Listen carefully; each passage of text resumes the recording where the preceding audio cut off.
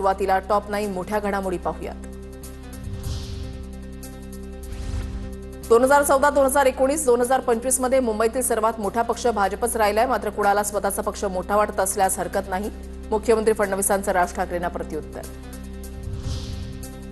मुंबईत फक्त ठाकरेंची सेना आणि मनसेच्या कार्यकर्त्यांची ताकद, बाकी कोणत्याही पक्षाची ताकद नाही। कार्यकर्त्यांना मार्गदर्शन करताना राज ठाकरेंचं वक्तव्य। ठाकरे बंधू एकत्र आले आहेत। पालिका निवडणुकीबाबत मुंबईमध्ये काही विशेष घडामोडी घडत आहेत। खासदार संजय राऊतांचं वक्तव्य।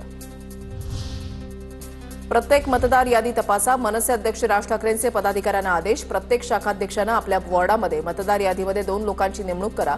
अनंत चतुर्दशीला आढावा द्या, राज ठाकरेंच्या सूचना।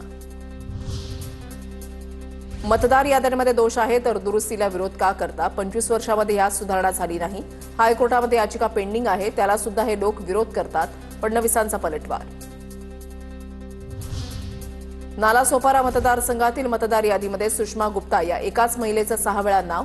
ठाकरेंच्या सेनेचा आरोप, तर मतदान ओळखपत्र न आल्यानं या महिलेनं आपला मतदान अर्ज अनेक वेळा केल्यानं मतदार यादीमध्ये तिचं 6 वेळा नाव आलं। उपजिल्हाधिकाऱ्यांचं स्पष्टीकरण। पैठणमध्ये 25,000 मतदारांची नावं 2 ठिकाणी।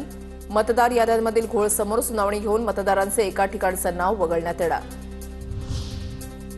अनुराग ठाकूरांकडून पत्रकार परिषदेमध्ये 6 बोगस मतदारांचा खुलासा, मग त्यांना निवडणूक आयोगाची नोटीस का नाही? काँग्रेसचे प्रवक्ते पवन खेडांचा सवाल। 2024च्या लोकसभा निवडणुका रद्द करण्याची मागणी।